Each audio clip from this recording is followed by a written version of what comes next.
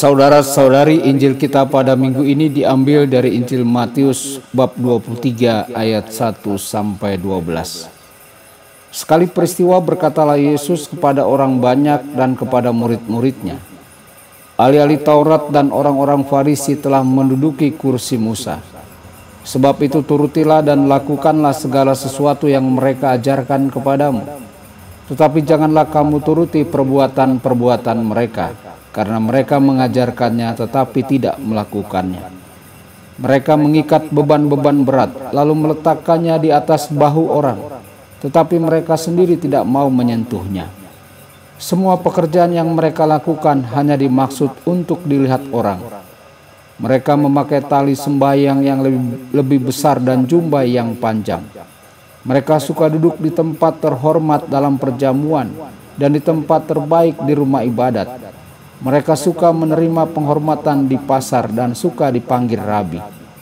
Tetapi kamu, janganlah kamu suka disebut rabi, karena hanya satu rabimu, dan kamu semua adalah saudara. Janganlah kamu menyebut siapapun bapa di bumi ini, karena hanya satu Bapamu, yaitu Dia yang di surga. Janganlah kamu disebut pemimpin, karena hanya satu pemimpinmu, yaitu Kristus. Siapa saja yang terbesar di antara kamu, hendaklah ia menjadi pelayanmu. Siapa saja yang meninggikan diri, ia akan direndahkan, dan siapa saja yang merendahkan diri, ia akan ditinggikan. Demikianlah sabda Tuhan. Terpujilah Kristus.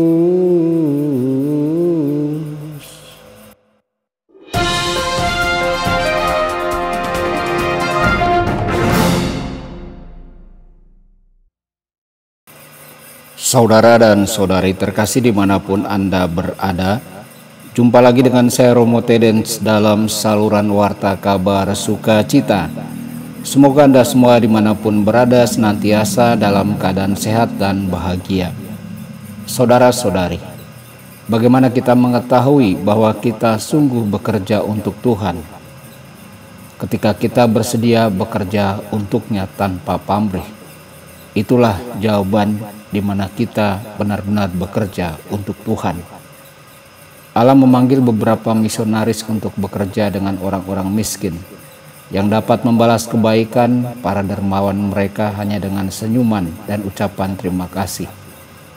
Misionaris lainnya bekerja dengan orang-orang miskin secara manusiawi dan rohani, yang tidak menyadari kebutuhan mereka dan tidak menghargai pekerjaan penginjilan pewartaan Injil.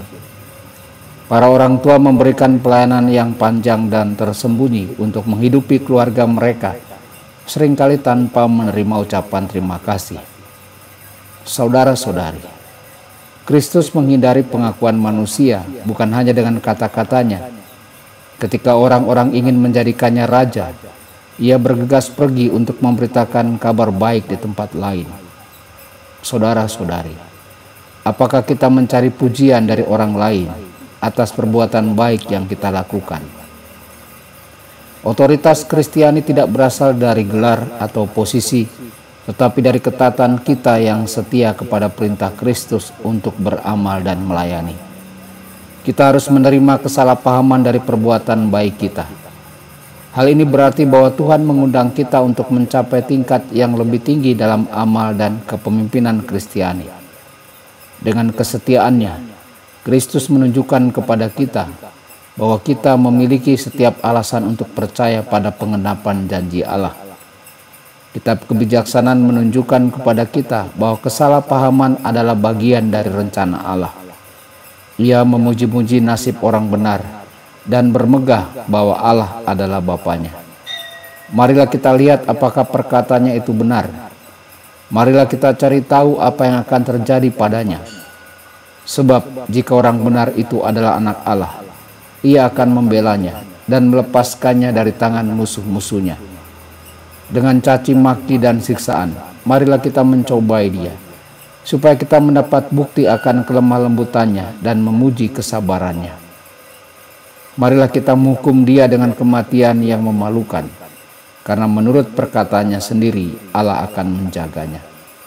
Saudara-saudari, salib adalah tuntutan kita untuk kemuliaan. Dan apabila aku ditinggikan dari bumi, aku akan menarik semua orang datang kepadaku. Kristus tidak meninggikan dirinya agar orang lain memperhatikannya. Ia menolak untuk meninggikan dirinya. Ia menolak tempat terhormat dalam perjamuan makan. Ia duduk bersama para pemungut cukai. Tempat terhormat di rumah-rumah ibadat. Mereka mengusirnya dan sapaan khusus di pasar-pasar. Mengapa kamu menyebut aku baik? Tidak ada yang baik selain dari Allah saja. Diamnya Yesus membuat Pilatus marah.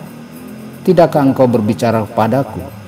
Tidak tahukah engkau bahwa aku berkuasa untuk membebaskan engkau dan aku berkuasa untuk menyalibkan engkau? Saudara-saudari, mereka meminta Kristus untuk meninggikan dirinya dengan turun dari kayu salib dan dia menolaknya. Inilah ujian sesungguhnya dari kepercayaan dan kasih kita. Percaya bahwa Allah sungguh peduli kepada kita ketika Dia memperkenankan kita disalibkan karena kita setia dan mengasihi penyaliban itu dengan memikulnya secara sukarela demi kebaikan banyak orang. Tuhan Yesus memberkati dan menyertai Anda semua. Sabda Allah adalah kebenaran.